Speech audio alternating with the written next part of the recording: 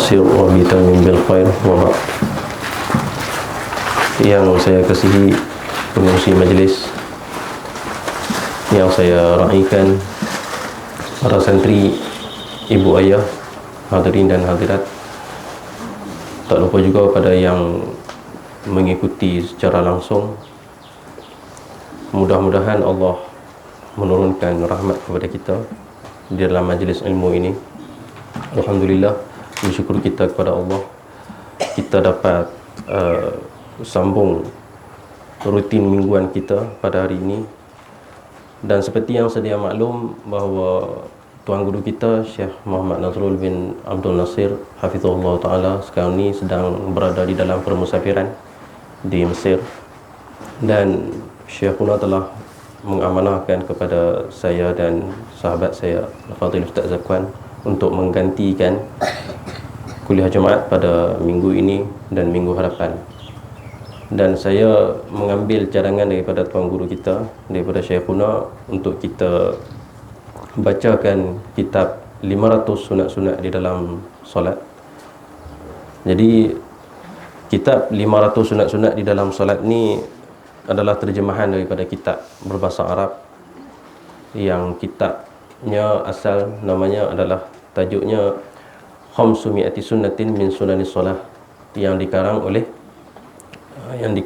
Al-Habib Sa'ad Al-Hadrami radhiyallahu anhu, seorang ulama berketurunan Nabi Muhammad SAW daripada Yaman, yang beliau telah karang kitab Khamsumi'ati Sunnatin min Sunanis Salah ala madhabil Imam Syafi'i.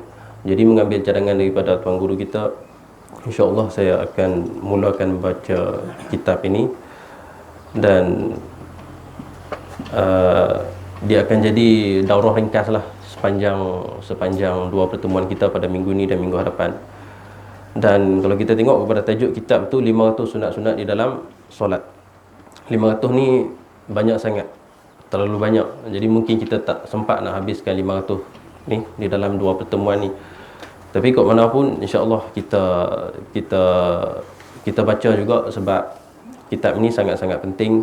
Dan sekalipun kita tak sempat nak habiskan semua, kita dapat baca sebahagian pun dah memadai. Kita baca dan kita amalkan. Sebab sunat solat ni dia terbahagi kepada tiga. Pertama, sunat sebelum masuk ke dalam solat, sebelum angkat takbir. Dan kedua, sunat semasa solat. Dan ketiga, sunat selepas solat. Jadi kalau kita tak sempat nak habis ke semua sekalipun, kalau kita sempat baca setakat sunat-sunat sebelum solat, tu pun dah memadai. Sunat-sunat dalam solat ni cukup banyak, yang dikumpulkan oleh Al-Habib Sa'ad Al-Hadrami cuma 500. Ada para ulama yang mengumpulkan sunat-sunat solat ni sampai 800 sunat. Ada yang mengumpul sampai 1000 sunat. Jadi yang dikumpulkan oleh Al-Habib Sa'ad Al-Hadrami ni pun dah cukup banyak, sebanyak 500 sunat. Dan kebanyakan sunat-sunat dalam 500 ni, kebanyakan yang kita dah sedia maklum tentang sunat. Ada yang kita dah sedia maklum, dan ada sebahagian yang kita tak sedia maklum lagi, maksudnya kita tak pernah jumpa lagi, lalu didatangkan oleh dikumpulkan oleh Habib Sa'ad Al-Hadrami kepada kita untuk kita amalkan. Dan juga penting pembacaan kitab ni untuk kita faham tentang sunat solat dan hukum-hukum yang berkaitan dengan sunat tersebut. Sebab kadang-kadang ada hukum sunat dalam solat yang jadi wajib. Dan elok juga untuk kita nak hilangkan kekeliruan. Mungkin ada sedikit kekeliruan tentang hukum makan yang berkaitan dengan rukun solat dan juga solat-solat. Mungkin ada perkara wajib dalam solat, di dalam solat yang kita ingat sunat, dan mungkin ada perkara sunat yang kita ingatkan wajib. Jadi pembacaan kitab seperti ini sangat elok untuk kita, sebab ini berkaitan dengan ibadat solat kita, yang mana merupakan sebaik-baik ibadat anggota badan. Baik. Sedikit berkenaan dengan pengarang kitab. Namanya adalah Sayyid Syarif Muhammad bin Alawi bin Umar bin Idrus radhiyallahu anhu, seorang ulama berasal daripada Yaman, berketurunan Nabi SAW, Nabi kita, yang susur galur keturunannya, nasab keturunannya sampai ke Sayyidina Husain radhiyallahu anhu, putera Sayyidina Ali dan Sayyidatuna Fatimah. Dan Habib atau dipanggil sebagai Habib Sa'ad Al-Hadrami. Habib Sa'ad Al-Hadrami sepanjang hayatnya ada mengarang banyak kitab, sampai lebih daripada 50 buah kitab. Dan di antara kitabnya adalah kitab yang ada di tangan saya ni. Kitab yang ada di tangan saya ni adalah syarahan kepada kitab Khamsumi'ati Sunnatin min Sunanis Shalah, iaitu Bidayatul Minnah. Kitab ni disyarahkan oleh Dr. Luqmanul Hakim Al-Azhari, pemegang PhD di Al-Azhar Al-Syarif. Jadi tuan-tuan, puan-puan, ibu ayah yang mengikuti secara live boleh dapatkan kitab ni. Boleh ada jual di maktabah, sebenarnya ada jual, dan ada jual di online pun ada jual. Kitab terjemahan bahasa Melayunya ada sedikit huraian ringkas daripada penterjemah, dan sangat elok untuk dibaca, sebab sunat-sunat yang dikumpulkan oleh Habib ni bersifat ringkas. Habib datangkan daripada 1 sampai ke 500, lalu diterjemahkan oleh seorang ustaz kita, dan ada sedikit huraian ringkas. Sangat elok untuk dibeli dan dibaca. Sebab sekalipun kita tak sempat nak habis panjang 2 majlis ni, boleh baca kitab tu untuk diamalkan, sebab kitabnya sangat mudah difahami. Dan bagi yang boleh berbahasa Arab, boleh baca bahasa Arab, boleh dapatkan kitab yang disyarahkan oleh Dr. Luqman Al-Azhari, iaitu kitab Bidayatul Minnah fi syarhi khamsi mi'ati sunnatin min Sunanis Shalah ala madhhabil Imam Syafi'i. Al-Habib Sa'ad Al-Hadrami lahir pada tahun 1301 Hijrah ataupun 1933 Masihi, dan wafat pada tahun 1432 Hijrah, bertepatan 211 Masihi. Jadi lebih kurang 11 tahun yang lepas. 11 tahun yang lepas wafatnya pengarang kitab ni. Jadi insya-Allah pada minggu ni kita akan mulakan bacaan kitab Khamsumi'ati Sunnatin min Sunanis Shalah. Jadi boleh ibu-ibu, ayah-ayah boleh dhabit, boleh tulis di dekat mana-mana ruang kosong sebagai nota. Tapi yang ada dalam kitab ni semuanya mudah-mudah, dan insya-Allah kita boleh ingat, dan lebih mudah untuk kita lepas saja habis kelas boleh kita tu amalkan untuk kita ingat, insya-Allah. Baik. Qala al-musannif rahimahullahu ta'ala wa nafa'ana bi ulumihi wa ulumi masyayikhihi wa talamizatihi fid darain amin. Lis-salati sunanun katsiratun nadhkuru minha 500 sunnatin faqat. Di dalam solat ada terdapat banyak perkara sunnah. Nadhkuru minha 500 sunnatin faqat.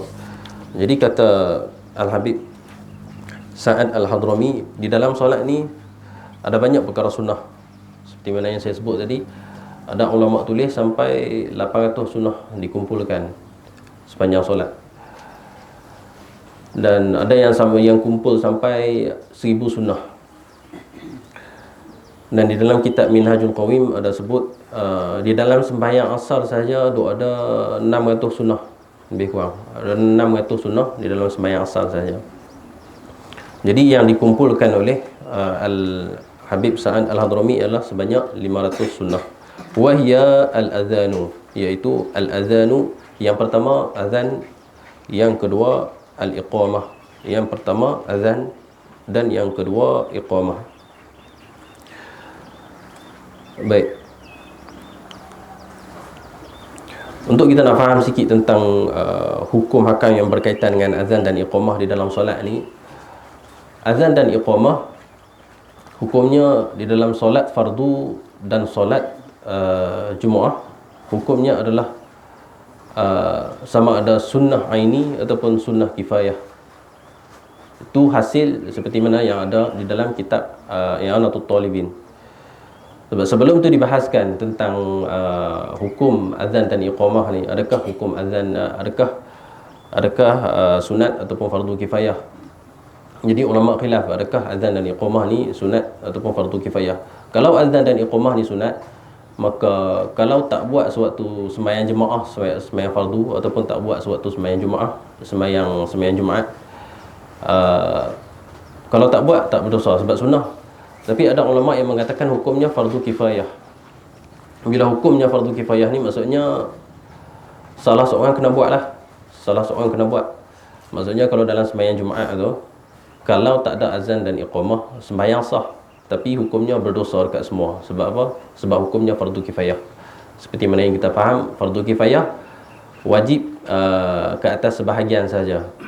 Jadi kalau sebahagian lakukan, akan gugur kewajipan daripada semua.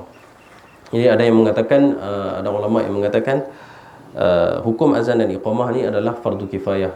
Tetapi pendapat yang paling kuat di dalam kitab I'anatul Talibin mengatakan azan dan iqamat hukumnya adalah sunnah aini. Kalau hukumnya adalah sunnah aini bagi munfarid, bagi orang yang bersembahyang sendirian, dan hukumnya sunnah kifayah bagi yang sembahyang jemaah. Sunnah aini dan sunnah kifayah ni macam mana? Jadi sunnah aini bagi munfarid, bagi orang yang bersembahyang sendirian.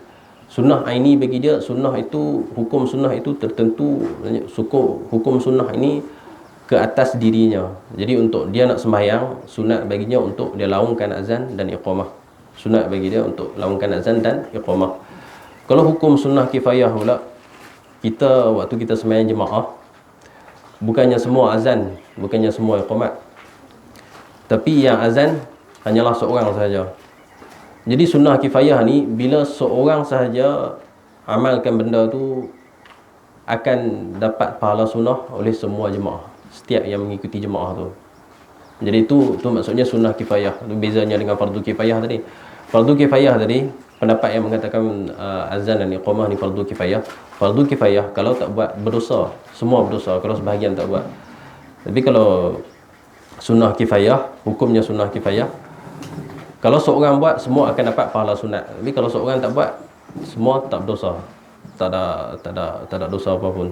Sebab hukumnya sunnah kifayah, bukannya fardu kifayah. Itu seperti mana yang disebut di dalam I'anatul Talibin berkenaan dengan hukum azan dan iqamah. Dan azan dan iqamah ni, azan dan iqamah hukumnya berbeza mengikut solat. Bagi solat bagi solat fardu 5 waktu dan solat Jumaat, hukumnya macam yang kita sebut tadi, disunnahkan kita untuk azan dan iqamah. Tapi kalau solat jemaah, solat sunat, tadi solat wajib, tapi kalau solat sunat yang disyariatkan untuk berjemaah, seperti sembahyang tarawih, sembahyang Aidil Fitri, Aidil Adha, sembahyang gerhana, sembahyang sunat yang disyariatkan untuk sembahyang dalam berjemaah. Sebab sembahyang sunat ada dua, yang disyariatkan berjemaah, yang tak disyariatkan, ia maksudnya sembahyang sunat yang disunnahkan, yang disyariatkan untuk kita sembahyang berjemaah. Yang kedua, yang tak disyariatkan untuk bersembahyang berjemaah, tak disunatkan untuk sembahyang berjemaah, seperti sembahyang duha, tak disunatkan untuk berjemaah. Tak disunatkan untuk berjemaah, tak semestinya buat tu hukumnya haram. Boleh dibuat, hukumnya harus, cuma tak disyariatkan, tidak disunatkan. Sembahyang sunat yang disunatkan berjemaah, seperti sembahyang sunat Aidil Fitri, Aidil Adha, sembahyang sunat gerhana. Sembahyang sunat ni sembahyang yang disunatkan untuk berjemaah. Baik, sembahyang sunat yang disunatkan untuk berjemaah, adakah disunatkan untuk azan dan iqamah? Tak disunatkan. Tak disunatkan untuk azan dan iqamah. Seperti sebaliknya hanya disunatkan untuk seruan saja, iaitu an-nida, seruan. yang kita duk sebut sewaktu awal sembahyang tarawih, yang kita duk sebut sewaktu awal sembahyang tarawih tu as-salatu tarawih rahimakumullah, as-salatul jamaah rahimakumullah, yang tu disunatkan. Tak disunatkan azan dan iqamah.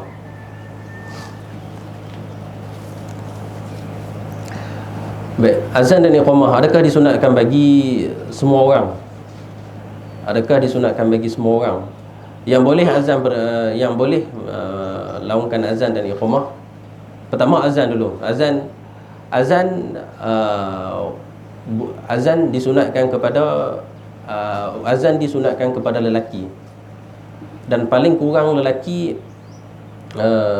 Azan disunatkan kepada lelaki, dan selain daripada syarat lelaki adalah mesti kena mumayyiz, dan mesti kena tahu masuk waktu. Jadi lelaki kalau kanak-kanak belum mumayyiz, sah tak azan dia? Tak sah azan dia, sebab syarat dia mesti lelaki dan mumayyiz. Mumayyiz ni macam mana? Mumayyiz ni kalau disebutkan di dalam kitab Kasyif itu saja, maksud mumayyiz adalah yang kanak-kanak yang belum baligh. Yang mumayyiz ni yang boleh makan sendiri, boleh minum sendiri, dan boleh beristinja sendiri, tak perlu pertolongan daripada mak ayah dia. Dia mampu untuk lakukan itu dengan diri, maka dikira dengan mumayyiz. Jadi sunnahnya azan kepada lelaki yang mumayyiz dan dah tahu masuk waktu. Kalau yang tak tahu masuk waktu solat ataupun tak masuk, tak disunatkan kepada dia untuk azan dan iqamah. Sekalipun azan ni adalah hak kepada solat, bukannya hak kepada waktu. Apa maksud azan ni hak kepada solat, bukannya hak kepada waktu? Kita laungkan azan adalah untuk mendirikan sembahyang. Sebab itu disunatkan untuk azan, walaupun waktu dah masuk lama, 2-3 jam lepas masuk waktu baru kita nak sembahyang, kita tak disunatkan untuk azan. Sebab tu dikatakan azan ni adalah hak bagi sembahyang, bukannya hak bagi waktu. Sebab kalau azan ni adalah hak bagi waktu, maka azan hanyalah sewaktu awal masuk waktu saja. Tapi tak, waktu kita nak sembahyang, waktu bila sekalipun disunatkan kita untuk laungkan azan. Sekalipun sembahyang qada pun disunatkan azan dan iqamah. Cuma disyaratkan azan ni, walaupun azan ni adalah hak bagi solat, tetapi disyaratkan untuk azan adalah selepas masuknya waktu. Selepas masuknya waktu dan nak mendirikan sembahyang, barulah disunatkan untuk melaungkan azan. Itu pertama, azan disunatkan kepada lelaki yang mumayyiz. Tu kalau azan. Kalau iqamah hanya tu azan. Kalau iqamah disunatkan kepada semua lelaki dan perempuan, cuma hal perempuan dia lain sikit. Kalau sembahyang sendirian, ya sunat iqamah lelaki dan perempuan. Kalau sembahyang berjemaah bagi perempuan hanyalah disunatkan kalau berjemaah sesama kaum perempuan, barulah disunatkan. Tapi kalau lelaki, kalau bersama duduk dengan lelaki, tak disunatkan untuk iqamah.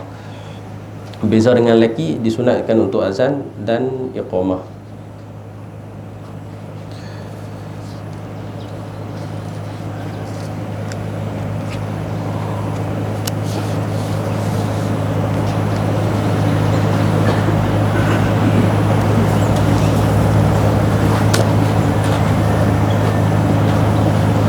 Baik.